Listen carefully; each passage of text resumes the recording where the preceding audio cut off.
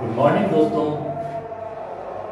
मैं आपका दोस्त ओपी यादव स्वागत करता हूं आपका आज के इस नए वीडियो सेशन में। आइए आज हम एक सवाल के जरिए आपसे रूबरू होते हैं। ये सवाल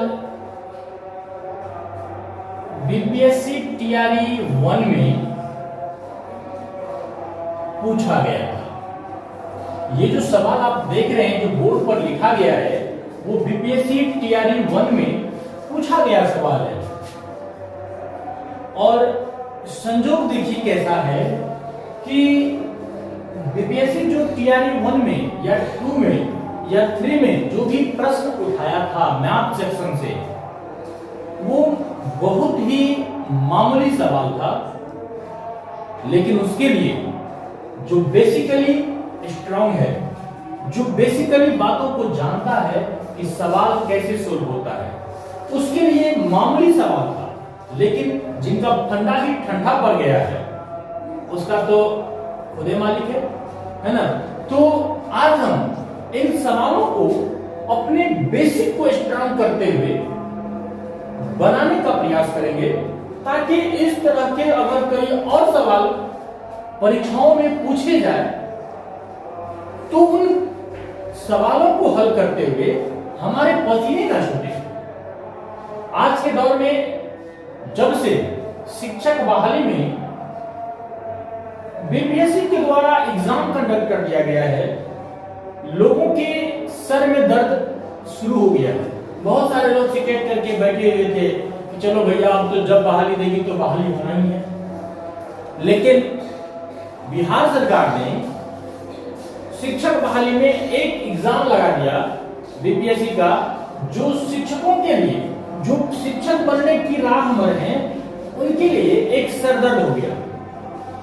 वैसे और भी सेक्शन होते हैं, जीके जीएस का होता है ना, लेकिन मैथ का जो सेक्शन होता है वह बहुत ही आसान होता है। मैथ का जो सेक्शन है वह बहुत ही आसान है। आप इन्हीं सवालों से क्लियर हो जाएंगे कि सच में मैथ बहुत आसान होता है। मैथ को जितना हम लोग डर के लेते हैं उतना डरने की चीज नहीं है। आप बेसिक से बनाइए, आप अपने फंडा को गर्म करके बनाइए। फंडा अगर आपका ठंडा हो जाएगा तो फिर बनेगा नहीं। तो चलिए सबसे पहले इस फंडा को हम गर्म करें। तो देखिए, सबसे पहले किसी भी सवाल को अगर आप बनाते हैं तो बनाने से पहले उन सवालों के बारे में सोचिए कि सवाल कहता क्या है, सवाल के साथ हम लोग कर क्या क्या सकते हैं, इनकी कमजोरी क्या है, इनकी खूबी क्या है। एक बात तो आप जानते ही हैं, किसी भी व्यक्ति का जो मजबूत फील्ड होता है उस फील्ड में हम उसको हरा नहीं सकते, तो हम उसकी कमजोर फील्ड को ढूंढेंगे। अब यहाँ पे मैथ ये जो सवाल है, इस सवाल का हम लोग वह सेक्शन ढूंढेंगे जिस सेक्शन में इस सवाल में कमजोरी है। मेरे कहने का मतलब है जहां हमारी खिचड़ी पक सकती है, हमें इसको सोल्व करना है, तो हम उस फील्ड को ढूंढेंगे जहां पर ये सोल्व होगा, मतलब जहां पर हमारी खिचड़ी पकेगी। आइए देखते हैं, थोड़ा सा दिमाग लगाइए कि क्या कर सकते हैं।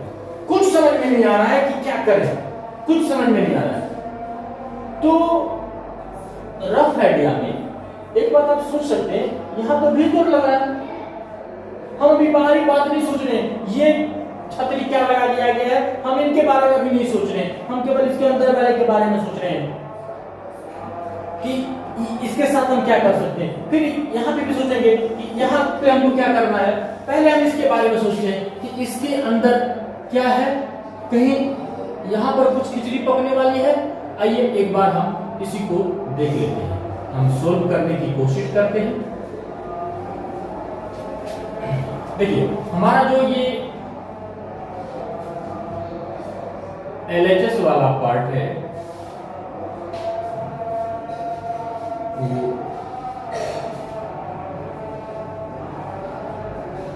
ये कितना है, इसको हम सोल्व करते हैं।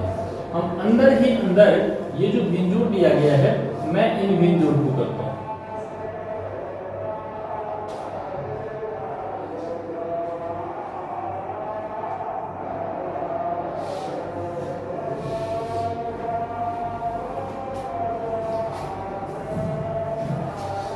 अब आप सोचिए मैंने ऐसा कैसे लिख दिया। देखिए मैंने कुछ नहीं किया है, यहाँ पर आप सब जानते हैं, मैं सेट में कर दे रहा हूं। ये सवाल आपका एग्जैक्ट ऐसा ही है, ये सवाल आपका ऐसा है। और आप सब जानते हैं कि किसी भी संख्या के बट्टा में अगर कुछ नहीं होता है तो उसके बट्टा में क्या होता है, उसके बट्टा में 1 होता है। और मैंने 1 और 169 का एलसीएम किया, ये 169 हुआ। फिर जब मैं 1 से 169 में भागा लगाऊंगा तो 169 मर्तबा लगेगी, और मैंने इसको ऊपर वाला से गुना किया तो ये फिर हो जाएगी 169।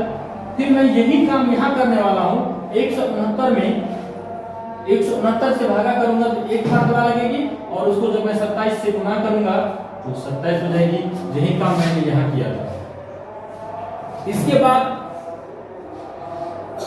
ये जो बाहर से छतरी लगा हुआ है उसको ऐसे ही लगा दीजिए, नीचे में 169 है लगा दीजिए, जो था मैंने वैसे ही लिख दिया। अब आप इन दोनों को जोड़िए, तो 9 और 7 इनको जब जोड़ेंगे तो हो जाएगा 9 7 16, 16 का 6 हासिल 1, और उसके बाद ये 6 1 7 और 2 9, और ये 1 का 1, यानी कि 196 बटा 169।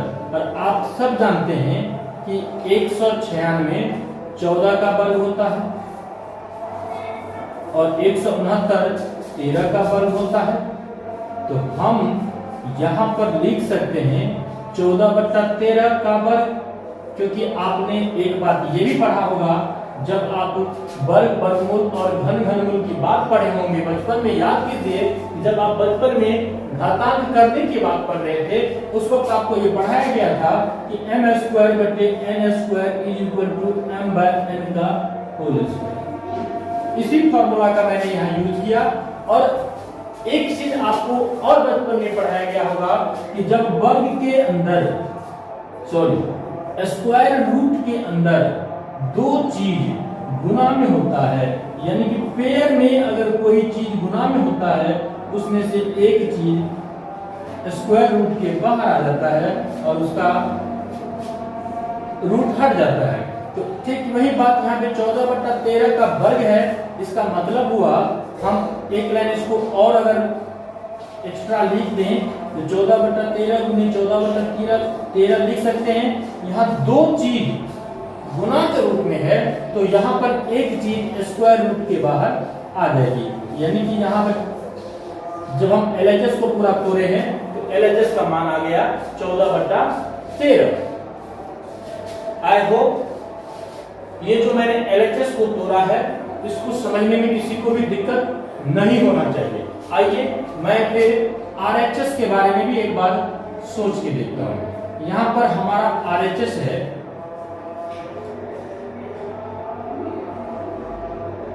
ये RHS जो हमारा दिया हुआ है वो दिया हुआ है 1 + x/13, यानी ये है 1 + x/13। अब इसको आप मल्टीप्लाई करके देख लीजिए, या मल्टीप्लाई नहीं करना चाहते हैं तो आप सीधे ये स्टेप देन स्टेप आप यहां तक आइए और यहां पर आप सीधे लिख दीजिए 1 + x/13, और आप देखिए इस 1 को आप इधर लाइए तो 14 बटा 13 माइनस 1, ये प्लस में इधर 1 है, जब इस साइड लाएंगे तो माइनस में आएगा, तो इज इक्वल टू x बटा 13। आप यहाँ पे फिर भिन्न घटाव कीजिए तो 14 माइनस 13 बटा 13 इज इक्वल टू x बटा 13। अब आप देख लीजिए यहाँ 14 में से 13 घटेगा तो 1 बचेगी, और 1 बटा 13 यहाँ x बटा 13, 13 कट जाएगी तो x बराबर 1, यानी कि आपका आंसर हुआ option A. Option A is correct answer. देखिए मैंने कुछ नहीं किया। अब आप खुद करें सर यहाँ पे 14 माइनस 13 कैसे कर दिए, यहाँ से समझ में नहीं आ रही है, तो कुछ नहीं किया मैं, इसके बटा में कुछ नहीं था, मैंने 1 डाल दिया, 1 और 13 का एलसीएम किया 13 हुआ, फिर 13 का 13 एक मर्तबा लगा, मैंने ऊपर वाले गुना किया, जैसे मैंने यहाँ किया था वैसे ही मैंने यहाँ किया है। एक बार आप खुद से सोचिए कि क्या ये बहुत भारी सवाल था, क्या इसमें ऐसा कोई कंसेप्ट था जो आप नहीं जानते थे? तो हुआ क्या था आपका जो फंडा था वो थोड़ा सा ठंडा था, तो आपको अपने फंडा को ठंडा नहीं होने देना है अगर आपको आने वाले यूपीएससी के एग्जामों में एग्जाम क्लियर करके आपको टीचर बनना है। आइए हम मिलते हैं इसी तरह के किसी और वीडियो में। तब तक के लिए खुश रहिए, हंसते रहिए, मुस्कुराते रहिए और जिंदगी का आनंद उठाते रहिए। आपका दोस्त ओपी यादव।